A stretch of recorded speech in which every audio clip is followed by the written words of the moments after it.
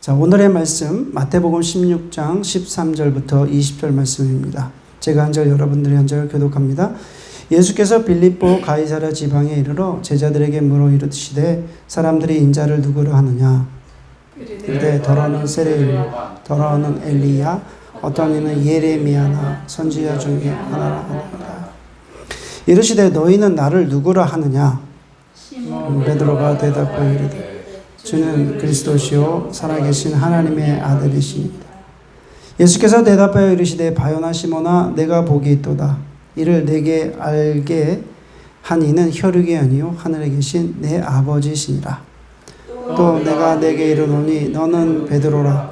내가 이 반석 위에 내 교회를 세우리니 음부의 권세가 이기지 못하리라.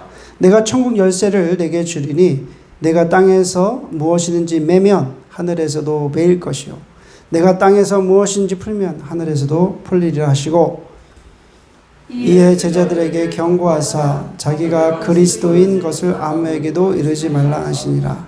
아멘. 네, 오늘 말씀을 통해서 베드로의 고백이라는 말씀을 나누도록 하겠습니다. 오늘 주일은 성령 강림 후 13번째 주일입니다. 제가 90년대 대학원에서 공부할 때 이제 충주에서 사역을 했어요. 그리고 공부는 서울에서 하고 이러다 보니까 주말에 이렇게 내려오잖아요. 충주에 내려와서 사역을 하는데 제가 그 내려올 때 이렇게 한 가지 좀 낙이 있었어요. 그 낙이 뭐가 있었냐면은 그 음악을 찬양을 들으면서 이렇게 내려왔는데 이제 그 당시에는 이제 두란노 경배와 찬양과 또 예수전도단 이게 쌍벽을 이루면서 이렇게 찬양이 많이 불려질 때였어요. 근데 저는 물론 이제 그 오늘의 경배 찬양도 좋아하고 예수전도단 찬양도 좋아했었는데 저는 그 당시에 제가 또 이렇게 좋아했던 찬양 중에 하나가 그 예레미, 아가파우 이런 그룹 들어보셨는지 모르겠는데 그런 그룹의 찬양을 좋아했습니다. 근데 그 그룹의 찬양이 어떤 종류의 그 찬양이었냐면은 그 모던 락을 하는 그런 음악이었고 댄스 음악이고 막 이런 음악이었어요. 근데 주로 이제 워십 경배 찬양을 듣다가 그 이제 그 락으로 찬양하는 음악, 뭐 랩으로 하고 댄스 음악을 하면서 이 찬양을 들으니까 저는 나름대로 그 당시에 참 그게 좀 흥미로웠던 것 같아요. 근데 그 중에서 제가 이제 기억나는 곡이 하나 있는데 베드로의 고백이라는 찬양이에요. 참 제가 좋아했던 찬양인데 제가 유튜브로다가 그걸 찾아보니까 안 나와요. 도대체 이게 제가 그때 참 이게 감동이 됐던. 그래서 그 베드로가 예수님을 3번 부인하고 또 그런 모든 과정, 그러니까 정을 보면서 베드로가 예수님께 고백했던 그 고백의 내용이 가사였거든요. 그래서 그때 심정을 이렇게 제가 생각해 보면서 참 감동이 되었던 그런 이제 시간들이었는데 그때 그분들이 하는 그룹 중에서 가장 감동적인 게 베드로의 고백이었다. 근데 오늘 본문에 나오는 내용이 그 베드로의 고백이거든요. 근데 이 베드로의 이 고백이 굉장히 중요한 의미가 있다는 거예요. 우리가 기독교의 복음에 있어서 우리가 복음이 신앙이 무엇인가라고 얘기했을 때 지금 이 베드로의 신앙 고백이 우리가 신앙하는 그 신앙의 가장 중요한 그 의미의 고백이 된다는 거예요. 그래서 여러분 지금 예수님께서 갈릴리 사역 중에 한 AD 29년 중에 가이사랴 빌립보라고 하는 지방에서 이루어졌어요. 이제 지금 이 예수님께서 제자들과 나눈 대화는 약 공생의 말이에요. 공생의 예수님이 한 3년 정도 공생의 기간을 거쳤는데 한 3년 정도의 이제 거의 끝에 되는 공생의 끝에 되는 AD 한 29년 정도의 일이에요. 예수님께서 제자들에게 묻습니다. 사람들이 나를 누구라 하느냐? 그렇게 묻자 예수님을 향해서 더러는 뭐 엘리야라고도 하고 뭐 예레미야도 하고 선지자 중에 하나라고 합니다. 라고 얘기하니까 예수님께서 그러면 너희는 나를 누구라 하느냐? 예수님께서 그렇게 물어보시거든요. 그랬을 때 베드로가 고백하죠.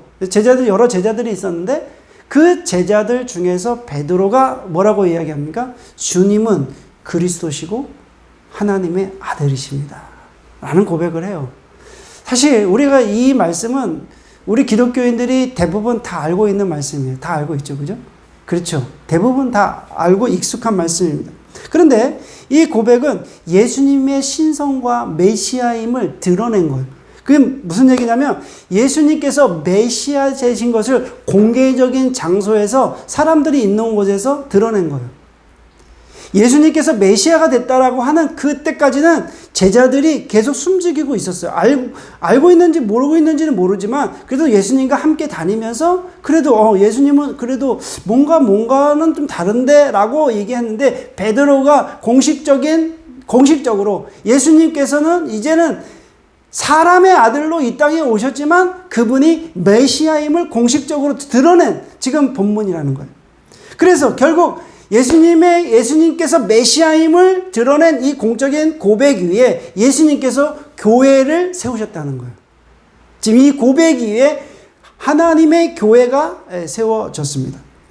그래서 예수님에 대한 교회의 첫 신앙이기 때문에 중요한 의미가 있다는 거예요. 그래서 오늘 말씀을 통해서 그러면 우리가 해야 할 고백이 무엇인가를 살펴보도록 하겠습니다. 첫째는 나는 주님을 누구라고 고백하고 있습니까? 자, 13절 읽어보겠습니다. 13절입니다. 시작. 예수께서 빌립보 가이사랴 집으로 제자들에게 물어 이르시되 사람들이 인자를 누구라 하느냐. 선풍기 바람이 정면으로 오니까 제가 숨을 쉬기가 어려워가지고 찬양을 드릴 때 너무 힘들더라고요. 난 그런지 몰랐어요. 그래서 선풍기를 좀 내려주시면 좋겠어요. 선풍기 바람을 정면으로 받으니까 다 막히는 것 같아요. 예수님은 제자들에게 묻잖아요. 다른 사람들의 신앙과 다른 사람의 생각이 아니라 제자들 개인적인 신앙과 생각을 지금 물어보는 거예요. 여러분, 신앙은 하나님과 나와의 관계에서부터 시작이 됩니다. 하나님과 우리 공동체와부터가 아니라 하나님과 나와의 관계에서부터 시작되는 거예요. 예수님께서는 오늘 우리에게 동일한 질문을 하고 계세요. 너는 나를 누구라 하느냐? 그렇게 지금 묻고 있다는 거예요. 여러분들은 지금 예수님을 무엇이라고 생각하십니까? 여러분, 교회가 정통성이 있고 교회가 바른 신앙을 가지고 있다 하더라도 내가 바른 신앙, 바른 고백을 하지 않는다면 하나님의 구원이 나에게 일어나진 않습니다.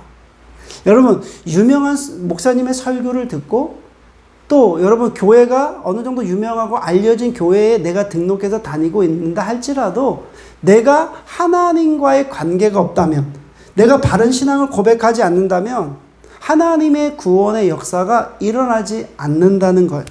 우리가 교회에 다니고 있다는 것만으로 우리가 만족해서는 안 된다는 거예요. 그래서 언제든지 주님이 나에게 너는 나를 누구라 하느냐? 그랬을 때 당당하게 주님은 그리스도십니다. 주님은 살아계신 하나님의 아들이십니다. 라고 우리가 고백할 수 있어야 된다는 것입니다. 아멘? 네. 그래서 두 번째는 그러면 복음의 핵심은 주님이 그리스도시고 하나님의 아들이 되신다는 것인데, 자, 16절 말씀 시몬 베드로가 대답하죠. 읽어보겠습니다. 시작.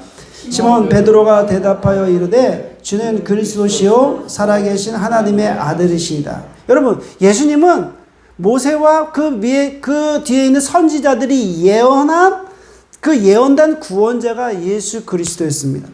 그래서 예수님은 지금도 살아계셔서 역사하신 하나님의 아들이십니다. 믿으십니까? 예수님은 하나님과 동등된 분이신 분이 예수 그리스도십니다. 우리가 복음을 믿는다고 할 때, 우리가 신앙을 가진다고 할 때 베드로, 우리가 다른 사실을 믿는 게 아니에요. 우리가 교회를 다니고 신앙을 가지고 우리가 신앙 고백을 하고 믿는다는 것은 다른 사실을 믿는다는 것이 아니라 베드로가 고백한 대로 예수님이 인간의 구원자이시고 곧 그리스도가 되시고 하나님과 동등된 분이시라는 것을 우리가 믿는다는 것입니다. 우리가 이 사실이 빠진다면 우리가 믿는다는 것 절대로 복음이라고 할 수 없습니다. 예수님이 구원자 되신다는 것을, 예수가 그리스도 되신다는 것을 믿지 않는다면 그거는 복음이 될 수 없다는 거예요. 베드로는 예수님을 3년간 예수님을 따라다녔습니다. 예수님께서 하신 일들을 보면서 드디어 비로소 고백하게 되었다는 거예요. 그러면 여러분, 그리스도라는 의미가 어디에 있습니까? 우리가 예수가 그리스도라잖아요. 근데 이게 헬라어로 크리스토스예요. 근데 이 크리스토스라는 말은 메시아라는, 구약에 나오는 그 메시아라는 말을 70인역 번역 성경으로 한 말이 그리스도라는 말이에요. 그러니까 그리스도와 메시아라는 말이 같은 말인데, 그러면 그리스도라는 말은 메시아는 기름 부음을 받았다라는 표현이잖아요. 그러면 구약에서 기름 부음을 받은 직책이 세 가지가 있었죠. 왕, 그리고 제사장, 그 다음에 선지자였어요. 선지자들을 임명할 때 진짜 기름을 부었습니다. 그러면 이 명칭은, 그리스도라고 하는 이 명칭은 예수님께서 왕과 제사장과 선지자의 역할을 감당하신다는 의미가 있고, 그리스도라는 의미는 하나님의 권능과 지위를 받으셨고 참 구원자임을 나타내신 그 단어라는 거예요. 그래서 여러분, 살아계신 하나님의 아들이십니다. 이 고백은 우리 살아있다, 살아계신 해당되는 헬라어는 존토스라는 말이에요. 그러니까 존토스라는 말은, 이것이 또 시제를 보면은 되게 재밌습니다. 현재 능동태 분사예요. 그러니까 현재 능동태라는 말은 현재 살아계시는데 이방 신은 다 죽었고 살아있는 신은 오직 주님이 살아계셨다라는 그런 의미고 표현이고요. 살아계신다는 것은 하나님께서 스스로 존재하셨다. 여러분, 하나님은 어떤 분이시다? 스스로 존재하셨다. 그러니까 살아계신다는 것은 스스로 존재하시고 영광스러운 분이시고 생명을 부여하시고 생명의 근원 되신다라는 의미가 있다는 거예요. 그래서 살아계신다는 것은 과거에도 현재에도 미래에도 살아계시는 분임을 나타낸다는 거예요. 그래서 베드로가 3년 동안 주님을 따라다니면서 마지막으로 고백한 내용이, 주님은 그리스도시고 주님은 살아계신 하나님의 아들이십니다 라는 그런 고백을 하게 된 것입니다. 오늘 말씀을 듣는 모든 분들이 베드로의 고백을 했으면 좋겠어요. 주님은 살아계시고 또 주님은 그리스도시고 하나님과 동등된 분이심을 여러분 고백하시기를 주의 이름으로 축원해 올립니다. 아멘. 세 번째는, 그러면 바른 신앙 위에 세워진 교회만이 진정한 주님의 교회입니다. 자, 18절 말씀입니다. 18절 시작. 또 내가 내게 이르노니 너는 베드로라. 내가 반석 위에 내 교회를 세우리니 음부의 권세가 이기지 못하리라. 아멘. 여러분, 이 말씀에서 주목할 것은 주님께서 베드로에게 말씀하시면서 이 반석 위에 당신의 교회를 세우시겠다고 말씀하시는 거예요.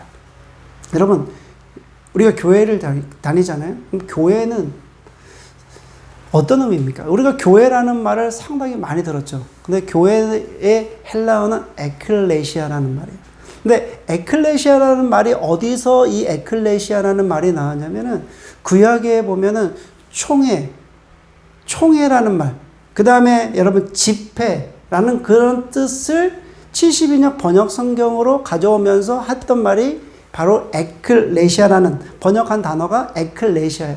그러니까 구약의 총회와 이 모집 이런 말들을 번역해온 단어가 에클레시아라는 말인데, 사복음서 중에 마태복음에서만 유일하게 3번 나오는 단어가 이 에클레시아라는 단어예요.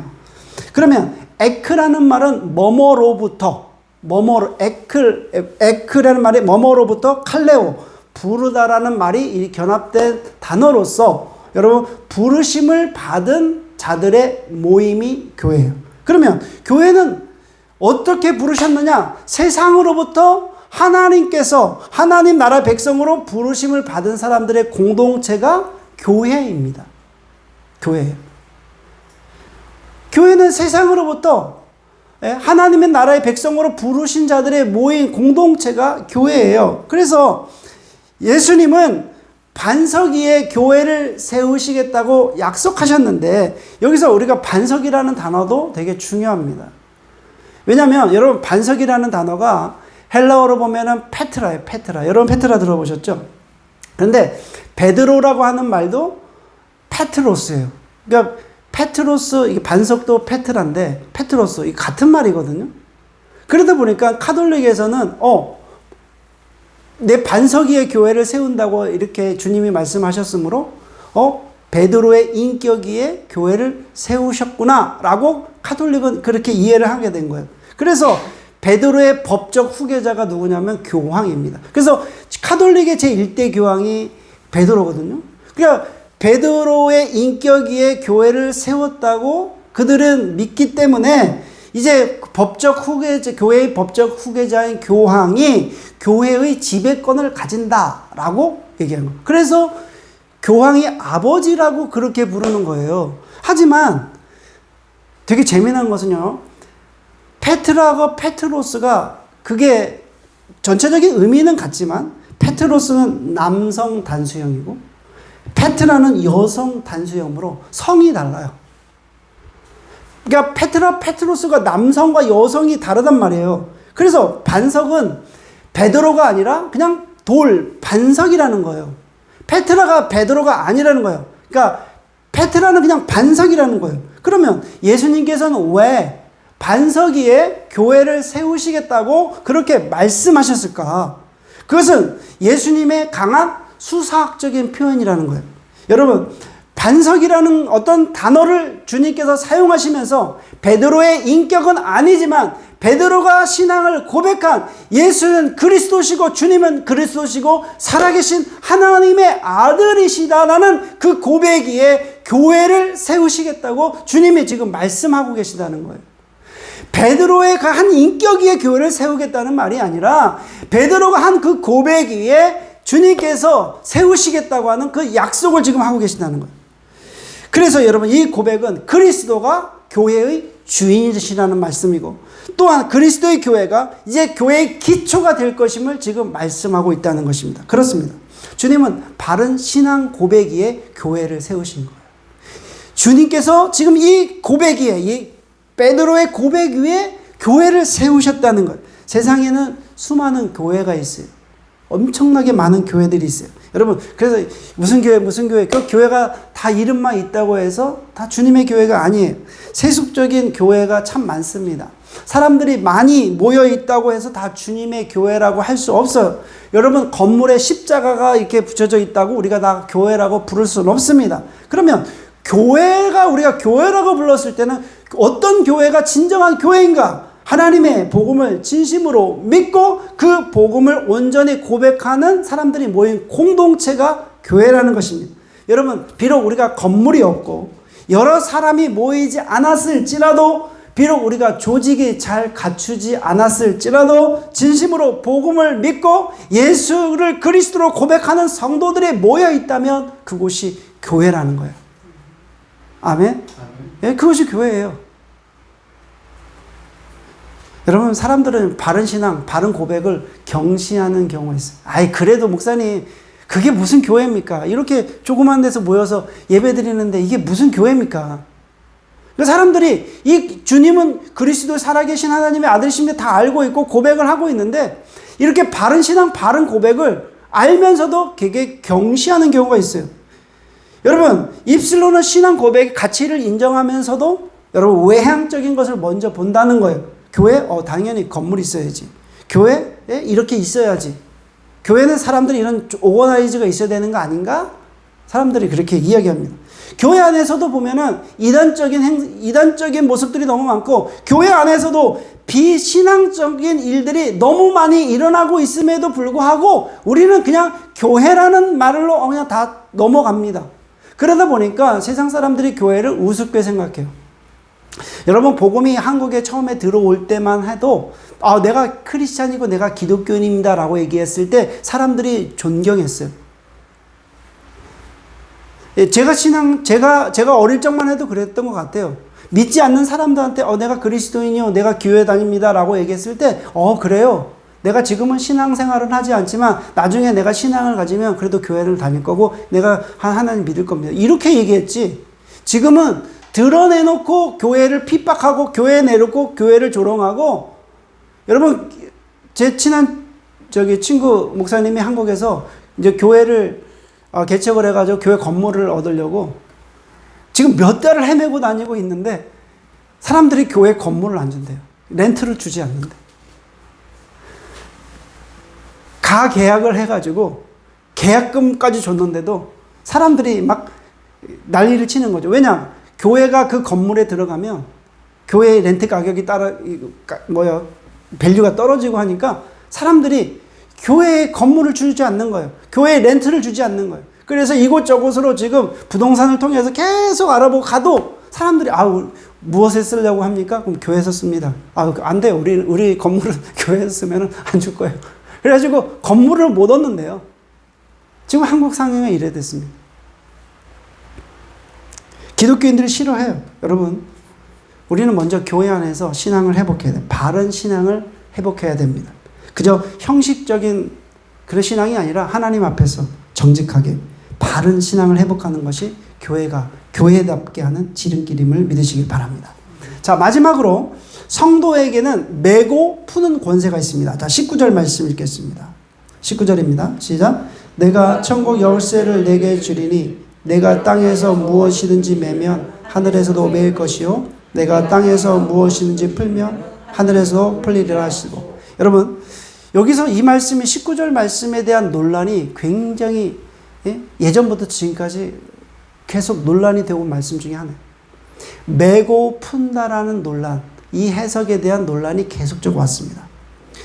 크게는 한 3가지로 논란이 됐었는데 여러분들이 한번 판단해 보세요. 첫째는 이 구절을 통해서 대표적으로 귀신 축출에 관한 것으로 해석하는 의견이 있어요. 귀신. 그러니까 무슨 얘기냐면 각에 흐르는 저주를 어떻게 풀어라. 그래서 예수 이름으로 선포하면 이제 풀어진다라는 주장하는 거예요. 그러니까 내가 매면 하늘에서도 매이고 내가 풀면 하늘에서 풀리니까 내가 여기서 풀어라. 그래서 귀신을 축출하면 이제 하늘에서 풀릴 것이고 너가 매면 하늘에서 매일 것이다. 뭐 이렇게 해석하는 구절이 지금 이 본문이 이 구절이. 또 한 구절은 죄를 사하는 권한, 사죄의 권한을 베드로에게 주었다라는 그 의견이 있어요. 그러니까 카톨릭에서 그렇게 반석에 내 교회를 세운다. 그래서 이 키를 너에게 준다. 라고 얘기했으니까 죄를 사하는 권세를 베드로에게 준 것이 아닌가. 이렇게 해석하는 또 해석자들이 있습니다. 마지막으로 이 구절에 대해서는 가르침의 권위를 준 것으로 보는 이게 있어요. 가르침의 권위. 이게 어떤 말인가? 그 당시에 우리가 언어적 표현을 우리가 좀 한번 살펴봐야 됩니다. 그 당시 랍비들이 사용하는 언어 중에 매고 풀다라는 단어를 사용했대요. 많이. 그러니까 랍비들이 선생이잖아요. 선생이 그 맨다, 푼다라는 말을 사용했는데, 그럼 랍비들이 매다라는 표현을 쓸 때는 금하다. 그 다음에 풀다라는 말은 허락하다. 이런 말로 사용했다고 그래요. 그러면 이 표현으로 한번 우리가 유추를 해보면 올바른 가르침으로 주는 것, 복음을 전파하는 것이 천국문을 여는 것이고, 복음을 전파하지 않고 내가 침묵하고 있는 것이 천국문을 닫아버린다. 이런 의미로 우리가 해석할 수 있습니다. 여러분, 이 말씀은 물론 베드로에게만 하신 말씀이 아니라는 거예요. 베드로에게 키를 줬다는 그런 말씀이 아니라는 거예요. 이 말씀은 베드로의 신앙 고백, 동일한 신앙 고백을 하는 모든 성도에게 주셨다는 것. 여러분이나 저나 주님이 그리스도시고 살아계신 하나님의 아들이십니다라고 하는 그 고백을 하는 모든 사람들에게 이 권세를 주셨음을 믿으시길 바랍니다. 여러분이나 저나 이 권세를 받은 거예요. 예수님께서는 이 땅의 모든 성도들에게 매고 푸는 권세를 주셨습니다. 성도가 이 땅에서 매면 하늘에서도 매일 것이고, 성도들이 이 땅에서 풀면 하늘에서 풀릴 것이다 라고 말씀하셨다는 것. 그래서 요한복음 14장 13절 말씀에 이렇게 말씀합니다. 같이 읽어보겠습니다. 시작. 너희가 내 이름으로 무엇을 구하든지 내가 행하리니 이는 아버지로 하여금 아들로 말미암아 영광을 받으시게 하려 함이라. 14절. 내 이름으로 무엇이든지 내게 구하면 내가 행하리라. 아멘. 그러면 이처럼 성도가 매고 푸는 권세가 있다면 이 땅에서 그럼 우리가 어떤 사람이 되어야 됩니까? 여러분이나 저나 지금 성도 하나님 거룩한 부르심을 받았고, 또 주님이 그리스도고 살아계신 하나님의 아들이심을 고백하고 또 이 땅에 살아가는 그러면 우리가 어떻게 해야 되는가? 그러면 당연히 우리가 복음을 전할 때 어떻게 해야 돼요? 그 사람을 내가 메어버려야지. 그렇게 하고 복음을 전합니까? 그건 아니죠. 복음을 전할 때 내가 이해하고 사랑하고 용서하고 하나님의 사랑을 받은 우리가 미워하면서 조롱하면서 복음을 전할 수 있습니까? 그럴 수는 없습니다. 당연히 우리는 이해하고 용서하고 사랑하고 죄로 말미암아 저주받은 인생을 우리가 풀어줘야 된다는 거예요. 여러분, 죄로 말미암아서 저주받은 인생이 어떤 인생입니까? 하나님을 모르니까 세상의 가치관에만 전념해요. 돈을 버는 것이 인생의 목적이에요. 여러분, 무지한 사람들이 얼마나 많습니까? 여러분, 인생은 정해져 있어요. 내가 태어났으면 당연히 죽는 거 아닙니까? 우리가 하나님께로 왔으면 당연히 하나님께로 가야 되는 거 아닙니까? 그런데 이 세상의 가치가 어떤 무지한 가치를 갖고 있는 거예요. 돈이 이 세상의 전부예요. 이렇게 무지해서 풀어주는 성도가 돼야 된다는 거예요. 여러분, 무지한 사람들을 만나서 우리가 아무 말도 안 한다면 그건 직무유기입니다. 욕심으로 가득 찬 사람들, 그 탐욕을 우리가 풀어줘야 돼요. 똑같이 우리가 욕심을 부리거나 탐욕을 부린다면 우리가 풀어줄 수 있습니까? 여러분, 성령님께서 나와 함께 하시고 내주하여 주심으로 욕심이 가득한 자들에게 우리가 주님의 이름으로 선포해야 돼요. 하나님께서 이 일을 위해서 우리에게 권세를 주신 거예요. 그래서 너희가 이 땅에서 복음을 전하면 내가 하늘에서 그 복음을 통해서 내가 풀려지게 될 것이다. 이렇게 말씀하고 계시는 것입니다. 여러분, 세상 사람들은 예수님에 대해서 다양히 평가해요. 예수님이 인간이었다? 예수님이 이단자였다? 하지만 여러분, 그들의 평가가 다가 아니에요. 예수님의 본질을 몰라서 하는 이야기입니다. 여러분, 예수님은 그리스도십니다. 예수님은 살아계신 하나님의 아들이십니다. 이것이 참된 평가고 이 사실을 믿으시길 바랍니다. 여러분, 이에 대해서 여러분 확신이 있습니까? 여러분 확신을 갖고 계십니까? 그래서 여러분, 하나님의 교회를 영원한 기업으로 받는 하나님 거룩한 성도님 되시기를 주의 이름으로 축원해 올립니다. 기도드리겠습니다. 하나님 아버지, 감사합니다. 오늘도 저희들에게 귀한 말씀 허락해 주셔서 감사를 드립니다. 베드로의 신앙 고백이에 하나님의 교회를 세우셨습니다. 우리가 하나님의 부르심을 받은 성도들이 모여서 하나님께 예배를 드리고 또 우리에게 주어진 사명을 감당하기 위해서 이 땅에서 인생의 저주받은 자들을 풀어주기 위해서 날마다 우리는 하나님의 복음을 전하고 있습니다. 그러나 때로는 조롱을 받고 때로는 욕을 당하고 또 무시당할 때도 있습니다. 그러나 우리가 좌절하지 않게 하시고 확신을 가지고 하나님의 복음을 증거하는 하나님의 거룩한 자녀 되게 하여 주시옵소서. 하나님 감사드리며 예수님의 이름으로 기도드립니다. 아멘.